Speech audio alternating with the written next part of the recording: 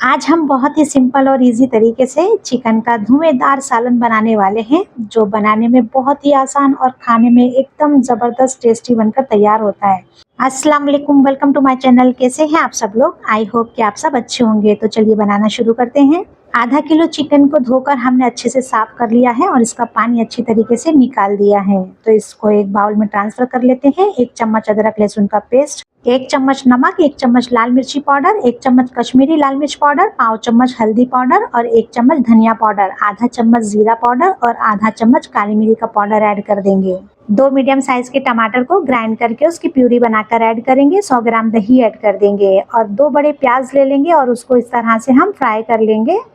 ठंडा होने के बाद हम इसको दरदरा ग्राइंड कर लेंगे। इस तरह से प्याज को फ्राई करके कंटेनर में बंद करके फ्रिज में हम स्टोर करके रख सकते हैं। जब ज़रूरत हो तब उसका इस्तेमाल कर सकते हैं। और ये देखिए, प्याज हमारी बहुत ही अच्छी तरीके से ग्राइंड हो गई है। तो अब हम इसमें मिक्स कर देते हैं। इस तरह से अगर हम प्याज को पहले से ही फ्राई करके रख लेते हैं ना, तो बहुत ही आसानी हो जाती है खाना बनाने में। और ये देखिए, सारा सामान हमने फटाफट इसमें ऐड कर दिया है और अब हम इसको अच्छी तरीके से मिक्स कर लेते हैं।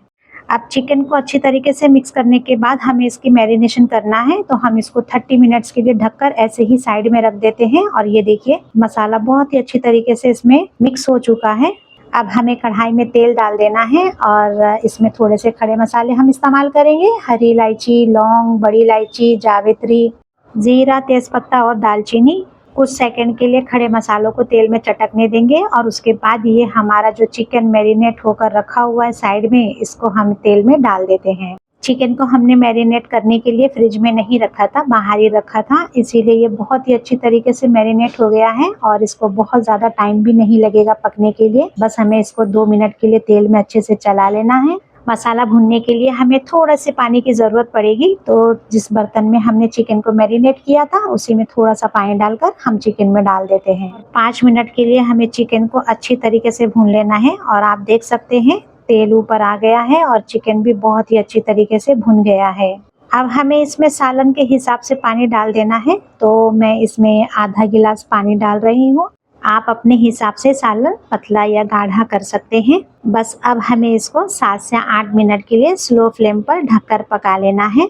और आप यकीन नहीं करोगे कि मैरिनेशन की वजह से इतनी जल्दी और इतनी आसानी से ये चिकन करी बनकर तैयार हो जाती है। और ये देखिए, चिकन का सालन हमारा बनकर तैयार हो गया है। सालन बहुत ज़्यादा गर्म है, लेकिन एक पीस निकाल कर हम चेक कर लेते हैं कि चिकन गला है कि नहीं। और ये देखिए, ये बहुत ही अच्छी तरीके से गलकर रेडी हो गया है। अब सालन को हमें थोड़ा सा धुआं दे देना है, तो उसके लिए हम इसी में से थोड़ा सा तेल निकाल लेते हैं। बस इतना तेल काफ़ी है धुआं देने के लिए। तो इसको कटोरी में निकाल लेते हैं साइड में और थोड़ी सी डाल देते हैं कस्तूरी मेथी। तो कस्तूरी मेथी को मैंने थोड़ा सा रोस्ट करके क्रश कर लिया है, इससे टेस्ट बहुत ही अच्छा आएगा सालन में। गैस की फ्लेम को बंद कर देते हैं और एक कोयले को सुलगाकर मैंने साइड में पहले से ही रख लिया था।